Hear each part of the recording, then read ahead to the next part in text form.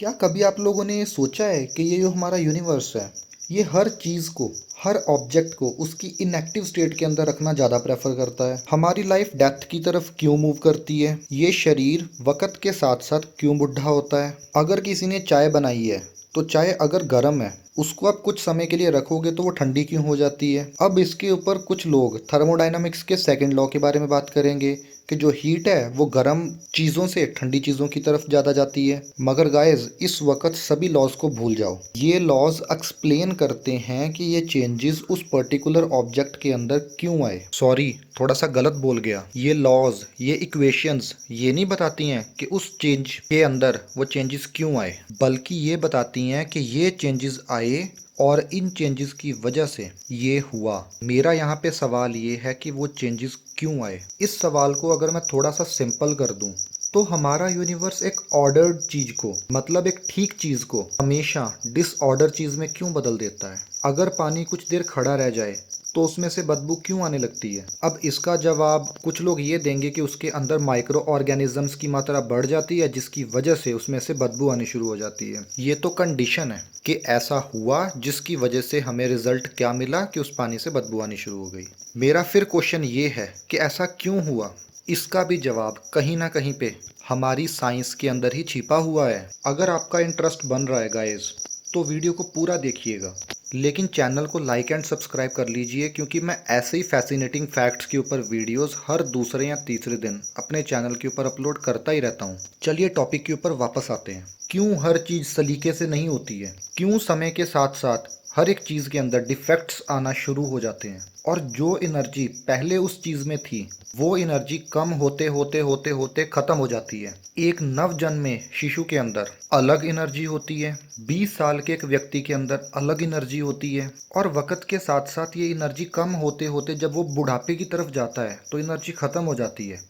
और जब सब कुछ खत्म हो जाता है और बिगड़ते बिगड़ते जब सब कुछ बिगड़ जाता है और उसको नहीं बिगाड़ा जा सकता, तो उसको हम मौत कह देते हैं। माथा ठनका ना थोड़ा सा।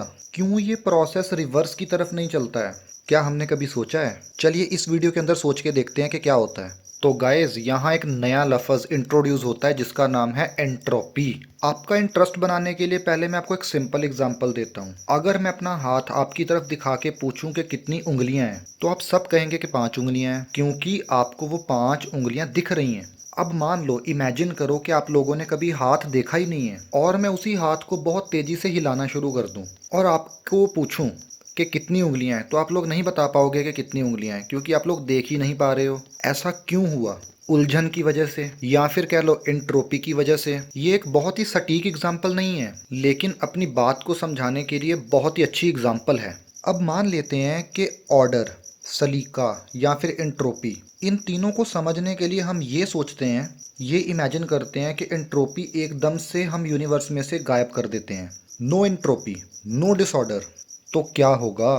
तो गाइस, सब विनाश हो जाएगा। हमारे यूनिवर्स को डायरेक्शन मिलना बंद हो जाएगा, क्योंकि किसी भी चीज़ के बनने और बिगड़ने में फ़र्क ही ख़त्म हो जाएगा। यूनिवर्स को पता ही नहीं रहेगा कि जीवन से मृत्यु की तरफ जाना है या मृत्यु से जीवन की तरफ आना है। मतलब कि एंट्रोपी ही बताती है यूनिवर्स को जो हो चुका है वो पास्ट है, और जो होने वाला है वो फ्यूचर है। और थोड़ा सा सिंपल कर देता हूँ, development needs direction and direction needs entropy. आप इसको क्योस भी कह सकते हो, या फिर आप ऐसा कह लो कि यूनिवर्स को बनाए रखने के लिए उसे क्योस की तरफ जाना पड़ेगा, मतलब एक शुरुआत को अंत की तरफ जाना पड़ेगा। और थोड़ा सा सिंपल कर देता हूँ, अगर कोई चीज़ आरंभ हुई है, उसका अंत अवश्य होगा। आरंभ होने के लिए अंत का होना बहुत ज़रूरी है। जीवन होने के लिए मौत का होना बड़ा ज़रूरी है। दिन होने की वजह से रात का होना बहुत ज़रूरी है, क्योंकि आरंभ ही किसी का अंत है और अंत ही किसी चीज़ की शुरुआत है। ग्रेविटेशन के कंसेप्ट को हमने बचपन से लेके आज तक बहुत पढ़ा है, पर आइंस्टाइन तो कहते हैं ग्रेविटेशन जैसी कोई चीज़ ही नहीं होती है, या फिर वो ग्रेविटेशन को किसी और नज़रिए से देखते हैं। वीडियो मैंने डिस्क्रिप्शन में डाल दी है, मैं विश्वास दिलाता हूँ कि बहुत मज़ा आएगा आपको देख के। चैनल को लाइक एंड सब्सक्राइब ज़रूर कर दीजिएगा, क्योंकि मैं ऐसे ही फैसिनेटिंग फैक्ट्स को हर दूसरे या तीसरे दिन आपके पास लेके आता ही रहता हूँ। आपका बहुत बहुत धन्यवाद।